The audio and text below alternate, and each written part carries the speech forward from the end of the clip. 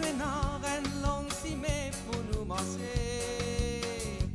Tipa, nous continuons, nous pour avancer.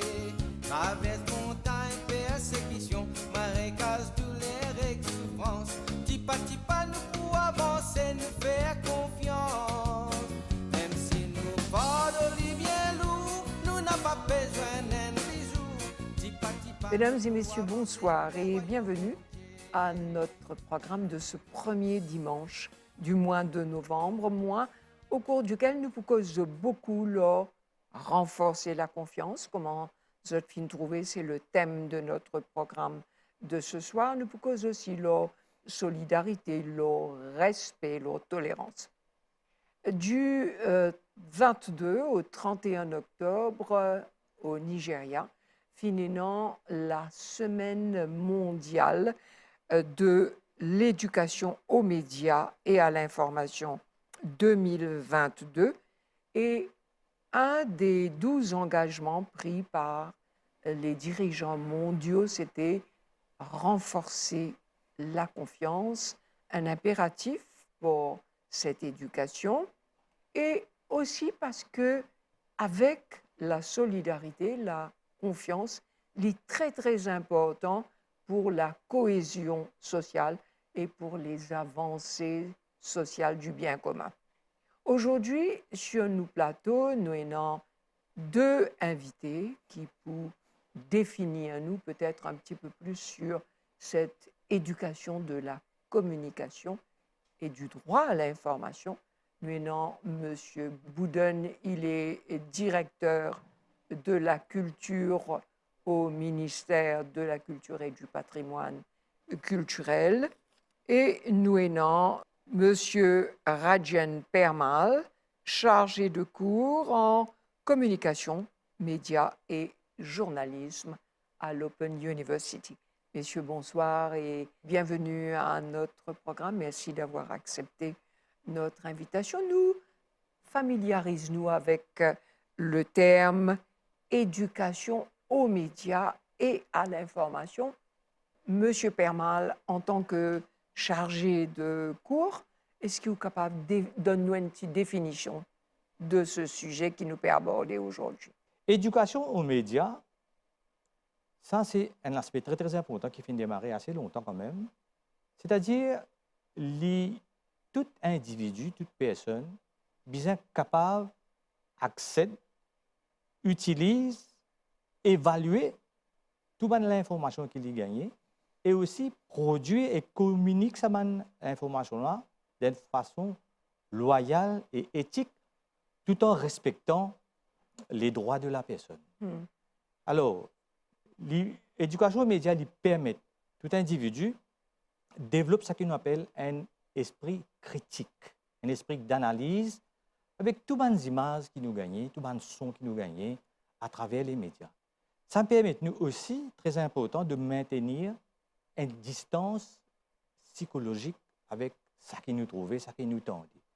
C'est-à-dire, nous devons connaître que tout le monde produit médias qui nous gagnent, qui viennent vers nous, c'est un produit qui nous dit sélecter et construire. Il y a une construction derrière ça.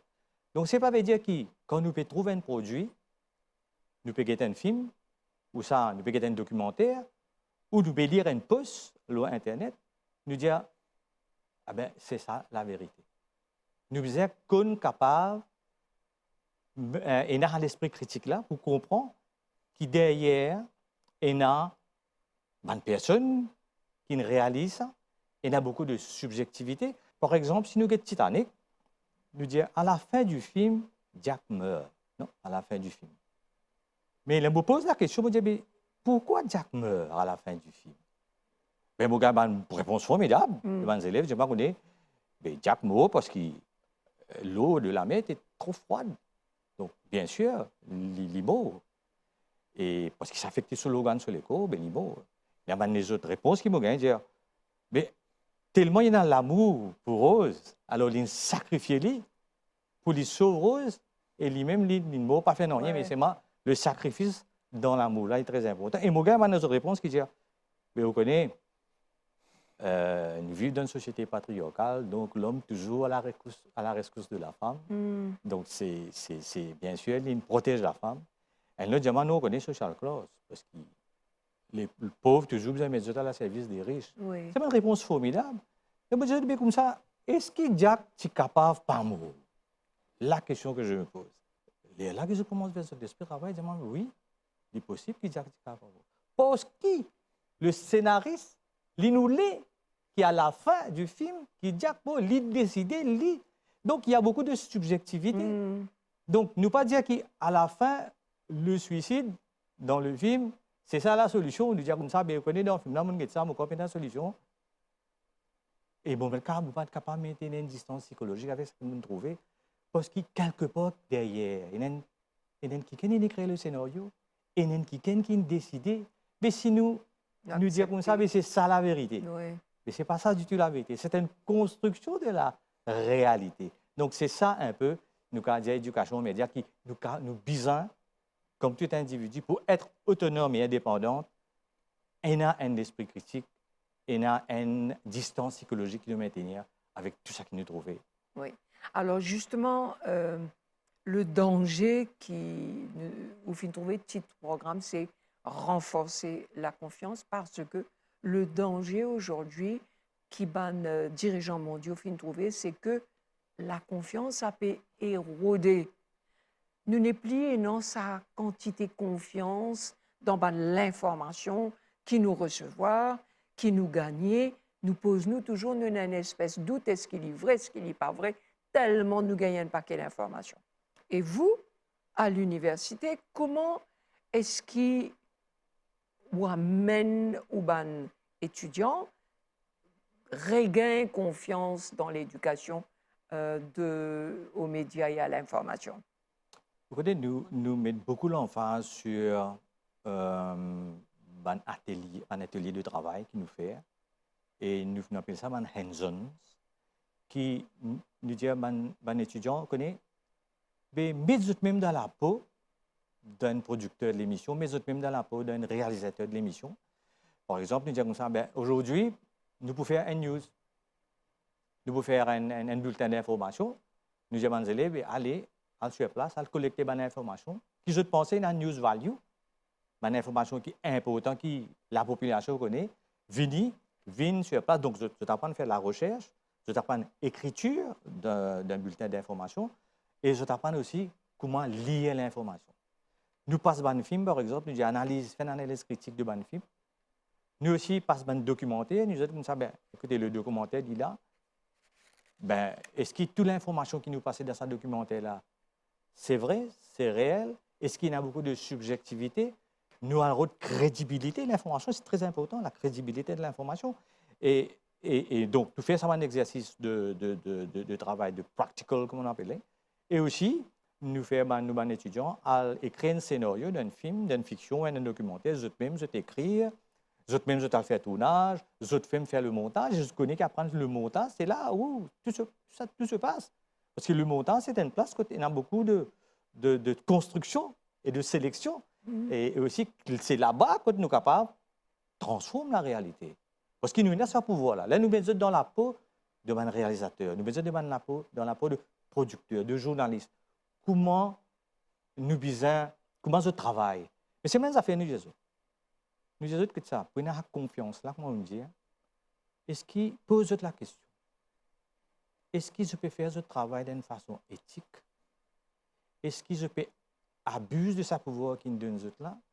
Ou ça, je peux faire un travail pour que je donne l'information qui est vraie, qui est réelle au public, que je ne peux pas manipuler l'information à des fins commerciales et aussi à des fins politiques.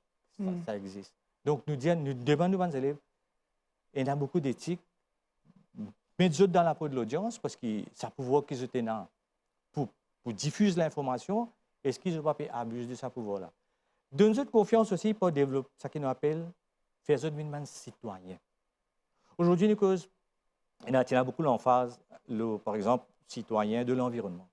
Quand nous causons un citoyen de l'environnement, c'est la personne qui, quand vous mettez-le à la plage, il dans sur l'auto, il n'est pas pour faire aucune action qui pourra polluer l'environnement. quand il est à la place, il peut connaître qui faisait faire, quand il termine ce pique-nique à la fin de la journée, ou quand il peut voyager sur le tour, ou pas pour trouver, il balance, c'est pas ce can jus à l'extérieur, il est toujours gardé dans ce loto pour après les discords, les jeter dans une poubelle. C'est-à-dire qu'un citoyen de l'environnement, c'est une personne qui est déjà sensibilisée. Un citoyen du média, c'est quelqu'un qui a toujours un regard critique avec tout ça qu'il a trouvé. Donc, il y a une personne autonome, il y a une personne responsable, et voilà, c'est là que nous donnons confiance qu'il est un citoyen du média. Quand il gagne sa confiance-là, il peut dire comme ça, bon, ma vie, c'est ma vie, donc je ne vais pas vous laisser m'influencer pour tout ça qu'il m'a trouvé. Et aujourd'hui, il y a un phénomène de fake news. Fake news, c'est un gros problème, c'est la désinformation, une information truquée et qui fait beaucoup du tort, et surtout beaucoup du tort à les jeunes. Et aujourd'hui, si nous regardons ce qui peut passer dans la maison, et les parents même ne sont pas capables de contrôler l'information. C'est-à-dire, c'est ça, je ne suis pas dans l'éducation, je ne suis pas une personne éduquée aux médias, donc je ne sais pas connaître que je suis enfants. Et aujourd'hui, nous, les enfants, les étudiants, les jeunes, les moins jeunes, les adolescents, sont exposés à spectaculaires et beaucoup d'informations qui ne sont pas nécessairement bonnes pour eux. Hein, par exemple, ça capable amener des citoyens beaucoup plus violents. L'éducation aux médias permet de gagner sa confiance-là pour qu'ils soient un citoyen, un bon citoyen du média et un bon citoyen pour eux-mêmes et pour la population et pour la société. Alors justement, nous pécose éducation, l'éducation et avec la culture, c'est deux piliers très importants de la cohésion sociale et dont nous avons M. Arvin Bouden, et vous êtes le directeur de la culture au ministère. Et explique-nous, qu'est-ce que c'est que le directeur de culture? Dans le ministère, comme tous les ministères, il y a des départements. Nous avons le département technique et puis nous avons l'administration qui est sous la responsabilité du PS. Et puis le département technique, ce chef, c'est le directeur de la culture. Donc, toute la mise en place du politique culturelle, et là, on peut cause des conventions, on peut cause des lois, les legislations, et aussi toutes les activités, les protocoles. C'est toute une équipe technique avec le support de l'administration qui met en place. Je vais donner quelques exemples. Quand nous avons organisé différents fêtes, comme l'indépendance, comme Diwali, comme Eid, abolition esclavage, fête printemps, plusieurs fêtes tout au cours de l'année, c'est tout ça l'équipe technique-là, avec le support de l'administration, qui nous met tout le système en place et nous met ces bonnes fêtes-là dans différentes places organisées. On a aussi différents protocoles qui nous signent avec l'UNESCO, différentes conventions qui nous ont pour faire reporting et mettre en place sur différentes provisions.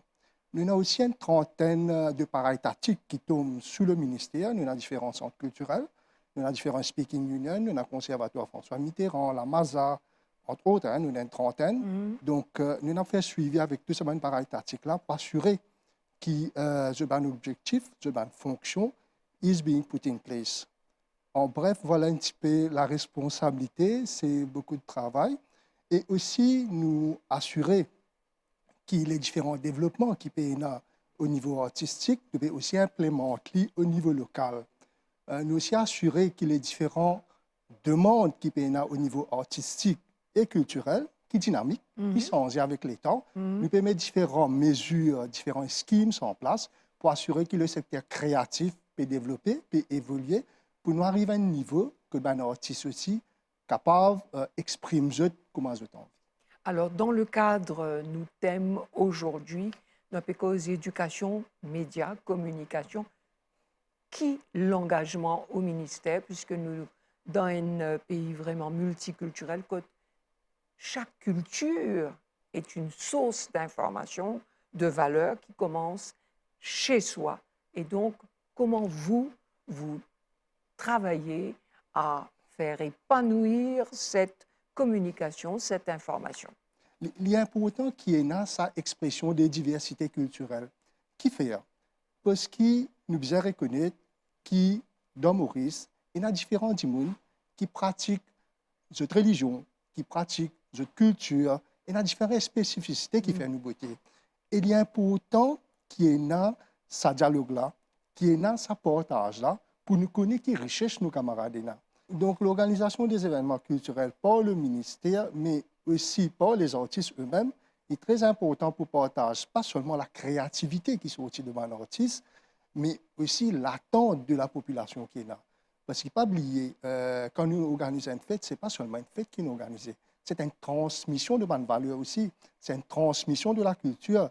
Et est-ce qu'il nous est capable de penser à le monde comment il a été si dans la musique, si dans la télé, c'est qui nous peut être là. Quand nous parlons de l'éducation et la culture, ne pas oublier, la culture elle commence avant la naissance d'une personne. Il y a les pendant sur la vie que tu peux consommer, que tu peux créer la culture, que tu peux partager la culture. Et il y a jusqu'à, même quand il n'est plus là, quand il ne passe très pas. Parce qu'il ne faut pas oublier qu'un dimanche décédé, toujours il y a un système, un rythme qui continue. Donc, nous faisons ce que nous faisons, la culture pour tout le temps attacher à l'homme et pour tout le temps attacher à l'humanité. Ne pas oublier, une fois qu'il y a une conférence de l'UNESCO en septembre, 28 au 30 septembre, le Mondial Culte, qu'il y a une déclaration qui finit adoptée par environ 150 pays, que dire que la culture, c'est un bien mondial, it is a public good.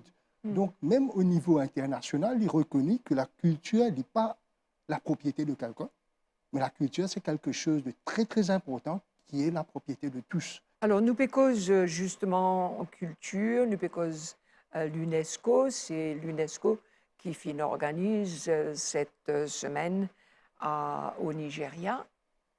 Comment nous définir ce qu'est un patrimoine de l'UNESCO? Le patrimoine de l'UNESCO, nous avons il y a deux niveaux. Nous avons le patrimoine intangible et nous avons ce qu'on appelle World Heritage Sites ou bien World Heritage Property. À Maurice, nous avons deux patrimoines mondiaux, qui est la Pavatsigat et puis le Monde Cultural Landscape. C'est deux patrimoines qui sont associés avec deux parties très importantes de notre histoire. Le monde, comme nous connaissons, c'est The Fight for Freedom, l'esclavage, attaché à l'esclavage. Et la Pavatsigat est attachée avec sa flux migratoire qui nous appelle à l'époque, c'est Arrival of Indentured Labor in Mauritius.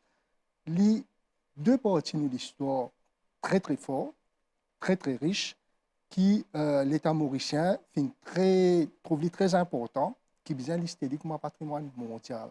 Qui fait un patrimoine mondial parce qu'il n'est pas représente quelque chose d'important que pour nous. Ça doit être partagé au niveau mondial. Et puis, comment ça se passe maintenant, peut-être, je peux envie connaître, c'est qu'il d'abord nous vient lister, il vient représente quelque chose de très, très important culturellement, historiquement, pour nous, Mauriciens. Une fois que c'est listé par le National Heritage Fund, à ce moment-là, nous travaillons ce qu'on nous appelle un nomination dossier. Un dossier de nomination qui nous soumet à l'UNESCO.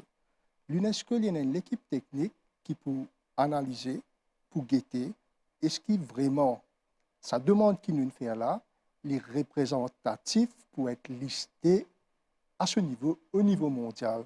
Du moment où le comité technique dit oui, on a des demandes de clarification, on a besoin de justifier qui fait les bien gagner ce statut-là. Là, il passe dans ce qu'on appelle un World Heritage Committee. Il est avalisé, ou bien il est deferred, ou bien il est rejeté. Nous finissons la chance, avec beaucoup de travail de toute une équipe qui nous fait, à qui nous rend hommage, qui sont deux sites là listés. Nous avons aussi ce qu'on appelle Intangible Cultural Heritage, qui trouve dans la liste de l'UNESCO, et nous avons 4 éléments qui sont listés. Nous avons le Sega typique, nous avons le Sega tambour, de Rodrigue, nous avons le Sega tambour du Chagos, et nous avons aussi le Guide Gawai. Le Guide Gawai. Ces 4 éléments-là aussi, les représentent une partie, un pan très important de notre histoire et aussi des pratiques qui font. Le Sega Chagos, il fait partie du patrimoine intangible en danger. Donc, parce que le nombre de pratiquants était très, très restreint. Donc, c'était important pour nous lister qui fait, parce que quelquefois, il donne nous un devoir pour nous rassurer de la continuité de ce bon élément-là. Et aussi pour assurer qu'il y a des pratiquants et tout le support qui besoin pour continuer à propager ça pour les continuer, rester, comment nous dire, at the forefront of our culture. Aujourd'hui, nous pas pour toucher les réseaux sociaux, le TIC, parce que c'est un flux d'informations et que nous pas pour cause ça dans 8 minutes. Nous pouvons faire un autre programme. Comment les réseaux sociaux influent sur la culture, sur la paix, sur l'harmonie. Mais comment nous peut arriver à la fin du programme, dans sa semaine, quand fin rencontrer tous les dirigeants mondiaux, Maurice Pouguin, ce rapport, le rapport dit qu'il se peut mettre l'emphase aussi sur une nouvelle avancée, sur une initiative qui peut prendre dans le thème de l'éducation, communication et médias. Est-ce que du côté de Open University, est-ce qu'on peut parler de l'avenir, que ce soit du côté de votre mission au sein de l'Open University et au niveau du ministère de la Culture? Longtemps, Marie-Josée, nous attendons quand vous avez l'information à la radio, à la télé, pour nous connaître qui peut arriver. Mais aujourd'hui, et ces réseaux sociaux-là, ils jouent un rôle, comme dit, de démocratiser l'information d'une certaine manière. C'est très, très bien. Juste un clic. Voilà. Et les bons qui nous ont accès à l'information, ça fait partie de la démocratie. Aujourd'hui, nous avons accès à l'information, nous ne pouvons pas attendre. Mais aujourd'hui, ce qui est arrivé, c'est qu'il fait un chiffre parce que nous n'est plus consommateurs de l'information. Nous aussi sommes producteurs de l'information. Et pour dans l'avancement, c'est que quand nous venons producteurs de l'information, parce que nous venons producteurs de l'information sans formation, n'importe qui s'en a aujourd'hui, il peut poster un texte sur Internet, il peut mettre une vidéo sur Internet, il peut mettre un son sur Internet, mais il y a besoin d'un paramètre qui est respecté, parce que s'il n'y a pas un paramètre qui est bien respecté là, demain, il y a un problème. Demain, il peut faire, malgré lui, incitation à la haine raciale, incitation à la violence. Donc voilà mon pensée. Nous avons un regard critique avec tout ce que nous trouvons. Nous avons maintenu une distance psychologique avec tout le son, tout l'image, tout le texte que nous trouvons, sur la télé, sur la radio, sur la télé, au réseau Internet, pour que nous viennent, plutôt, un citoyen du média et un bon citoyen. Voilà. Et M. Bouden, le mot de la fin. C'est important qu'il nous ait la formation dans ce entité pour le produit culturel qui nous peut donner, pas seulement au niveau mauricien, mais il arrive là pour nous faire un paradigm shift pour qu'il nous capable supply une cultural products au niveau artistique international. Et maintenant, pas seulement à travers des plateformes physiques comme c'était avant, mais nous avons tellement de plateformes audiovisuelles et médiatiques, informatiques, social media, que nous avons une autre ouverture pour nos secteurs créatifs, que ce soit l'audiovisuel, cinéma, film, ou bien que ce soit nous artistes. C'est un aubaine quelque part, c'est un challenge qui nous peut bien faire face et saisir cette opportunité-là. Oui. Voilà. Merci beaucoup à tous les deux d'être venus aujourd'hui partager votre vécu, partager votre expérience. Et donc, ça qui nous retenir, renforcer la confiance pour être un citoyen responsable, un impératif de l'information et des médias. Merci de votre attention et à dimanche prochain pour un autre programme. Tipa Tipa, nous avancer. Livrez-nous une longue cimée pour nous manger. Tipa Tipa, nous continuons, nous pouvons avancer. Traverse montagne, persécution, marécage, douleur et souffrance. Tipa Tipa, nous pouvons avancer, nous faire confiance. Même si nous pas de bien lourd, nous n'avons pas besoin